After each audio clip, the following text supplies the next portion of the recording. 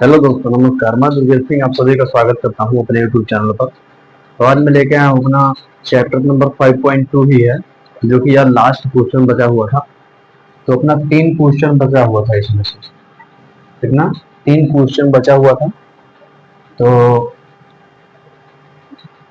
बाकी सारा लग गया है। तो आप लोग अगर पढ़ना स्टार्ट कर दिए हैं हाई स्कूल वाले, तो ये वीडियो आपके लिए बहुत ही हेल्पफुल होगा। और कहीं भी कोचिंग जाने की जरूरत नहीं है किसी को, अगर वो पूरा वीडियो फॉलो करता है तो। क्योंकि 5.2 तक एक भी सवाल ऐसा नहीं है जो मेरे वीडियो में पढ़ाना हो। तो कोई भी सवाल जाके देख सकते हैं आप लोग। तो अपना जो 18 नंबर क्वेश्चन है उसमें मैं 60 में क्वेश्चन लिखा हूँ, 18, 19, 20। आप लोग बुक से देखिएगा, एनसीईआरटी बुक से, हाई स्कूल का चैप्टर नंबर 5.2 अर्थमेटिक प्रोग्रेशन यानी कि समांतर श्रेणी का। तो 18 नंबर क्वेश्चन जो अपना है वो उसमें दे रखा है कि चौथे पद और 8वें पद का योग दे रखा है 24। कितना? चौथा और 8वें पद का योग दे रखा है 24, और 6वें और 10वें पद का योग दे रखा है 44। तो पूछा है कि अर्थमेटिक प्रोग्रेशन यानी कि समांतर श्रेणी कैसी बनेगी, ये हमको बताना है। तो सबसे पहले इसमें फार्मूला लगाएंगे, इसमें फार्मूला लगाएंगे, इसके बराबर कर देंगे योग के। ऐसे ही इसमें लगा के 44 के बराबर कर देंगे, और जो आएगा तो 2 समीकरण बनेगा। दोनों समीकरण से ये और डी का मान निकाल लेंगे। ये और डी का मान निकालने के बाद बस ये और डी पता हो गया तो समांतर श्रेणी पता हो गई। तो क्या करेंगे? फर्स्ट 18 नंबर में हमको करना है A4 का। अगर मान लो हम जो अपना एक ही इसमें फार्मूला, 2 फार्मूले लगे हैं। तो फार्मूला क्या था? A N equal to A plus N minus 1 into d. अब ये 4 है यहाँ पे, तो n का मान क्या होगा? 4। n के जगह पे ही तो 4 लिखा हुआ है। ऐसे ही यहाँ पे 8 ए के बेस में लिखा हुआ है 8, तो ए के बेस में n, तो यानी n का मान कितना है? 8। यहाँ पे 4, और ये हमें पता नहीं है, डी हमें पता नहीं है, केवल n ही पता है, और ये 24 योग पता है। तो क्या करेंगे? इस फॉर्मूले में रखेंगे ये 4 का मान। तो इसमें जब रखेंगे तो ये प्लस यहाँ 4 आएगा, और 4 में से एक जाएगा तो 3 डायरेक्ट लिखता हूँ इंटू डी, और प्लस योग करना है। तो योग करेंगे तो क्या होगा? ये 8 जब निकालेंगे तो ऐसे ही होगा, बस यहाँ 7 हो जाएगा, यानी कि a plus 7 D is equal to कितना आएगा? 24। इसको सॉल्व कर लेते हैं। ये और ये कितना हो जाएगा? 2a, और ये 3 और 7 हो जाएगा 10, प्लस कितना हो जाएगा? 24। यहाँ से क्या करेंगे? ये अपना 2 से पूरा पूरा कट रहा है, तो 2 से काट देंगे, यानी कि ये plus 5 D is equal to कितना आ गया? 12। Equation number first.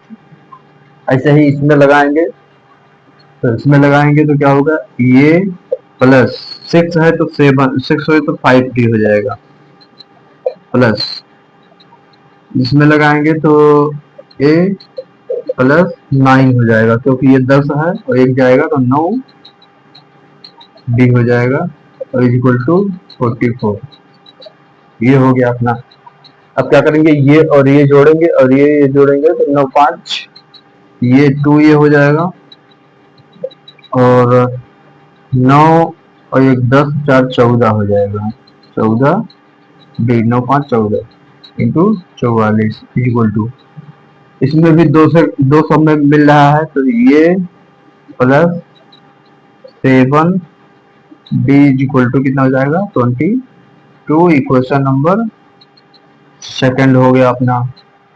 अब इस फर्स्ट और सेकंड इक्वेशन में देखो सेम दिख रहा है कोई चीज। क्या दिख रहा है?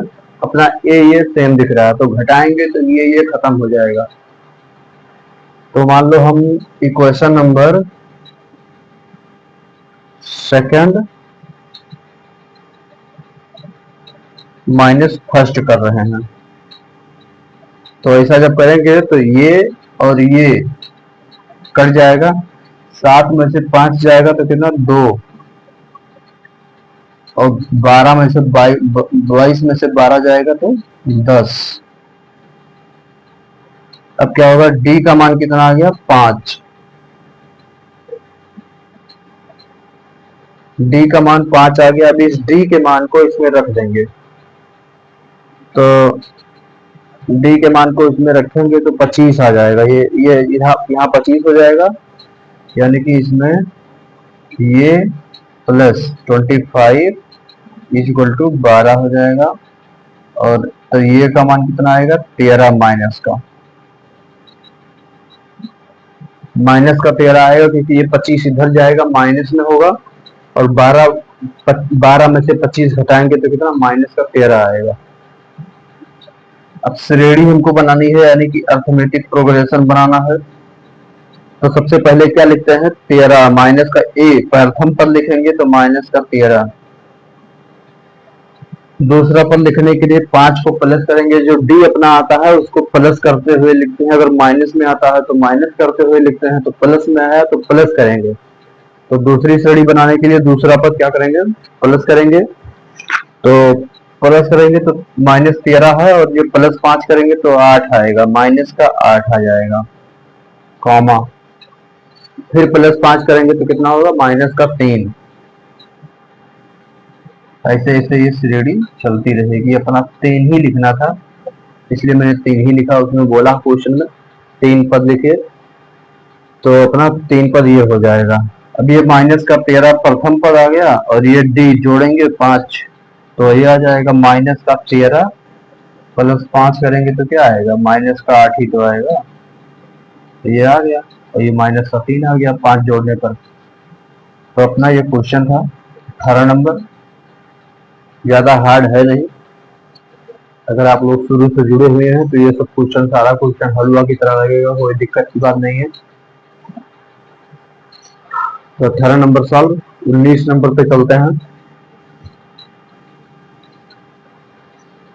ये फॉर्मूला लिखा रहने देते हैं, इसी फॉर्मूले पे पूरा सवाल है। इस चैप्टर का पूरा सवाल 2 ही फॉर्मूले पे टिका हुआ था, L equal to A plus N minus one into D, और ये equal A N equal to A plus N minus one into D, दोनों सेम है, केवल एल और ये एन अलग करना है बस। 19 नंबर क्वेश्चन है कि मंथली सैलरी दे रखा है, कोई है मजदूर, मंथली सैलरी 5000 है, और हर ईयरली वो 200 रुपए, उसमें 200 रुपए की बढ़ोतरी हो रही है। मान लो 200 रुपए उसका इंक्रीज हो रहा है सैलरी, 5000 रुपए मंथली था, लेकिन हर साल उसका 200 रुपए बढ़ रहा है।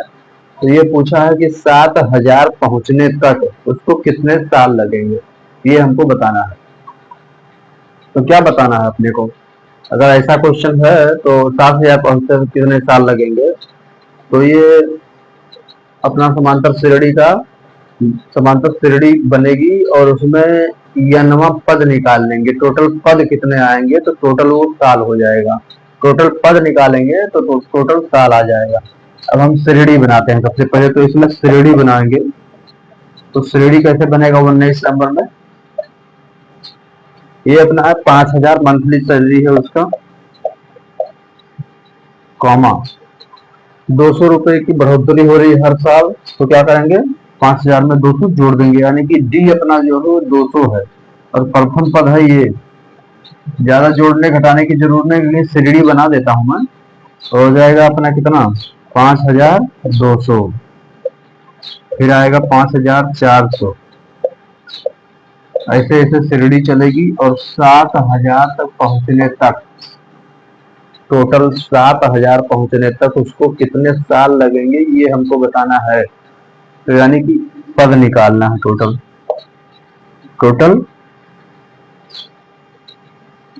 पद निकालना है, क्या आएगा, यानी कि n का मान निकालना है।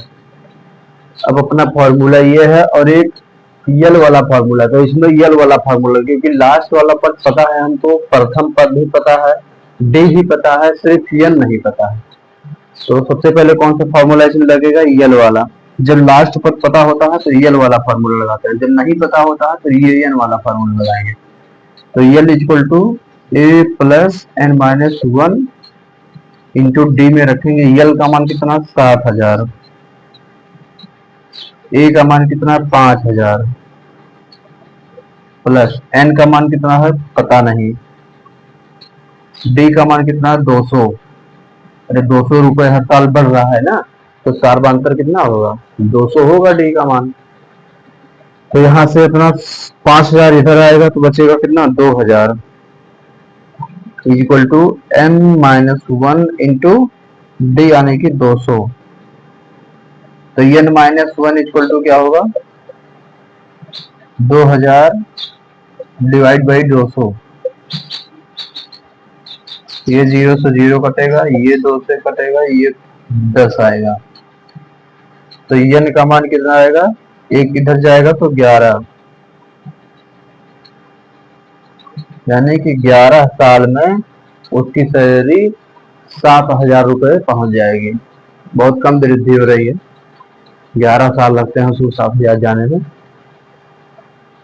तो ये अपना 19 नंबर क्वेश्चन हो गया।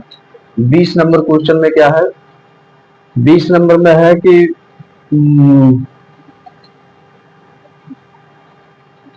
एक सप्ताह में फर्स्ट सप्ताह तो वो अपना 50 रुपए बचाता है। पहले सप्ताह कोई है जो कि 50 रुपए की बचत करता है, फिर अगले सप्ताह 17.5 रुपए की बचत बढ़ा देता है। तो 90 वीक उसका 207.5 रुपए हो जाता है। तो पदों की संख्या बतानी है।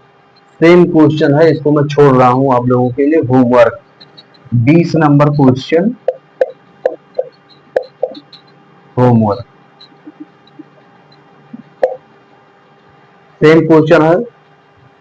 प्रथम पद अपना दे रखा है, सार्वंतर दे रखा है, लास्ट पद दे रखा है। सेम ऐसे श्रेणी बनाएंगे और ऐसे ही सॉल्व कर देंगे, अपना आंसर आ जाएगा। तो आप लोग वीडियो को शेयर करिए थोड़ा हाई स्कूल वालों के पास, क्योंकि उनके लिए ज्यादा हेल्पफुल है, उन्हीं का क्वेश्चन है ये सब, उन्हीं के मैथ से। तो आज के लिए इतना ही। वीडियो अगर पसंद आता है तो लाइक करिए, शेयर करिए। Thank you.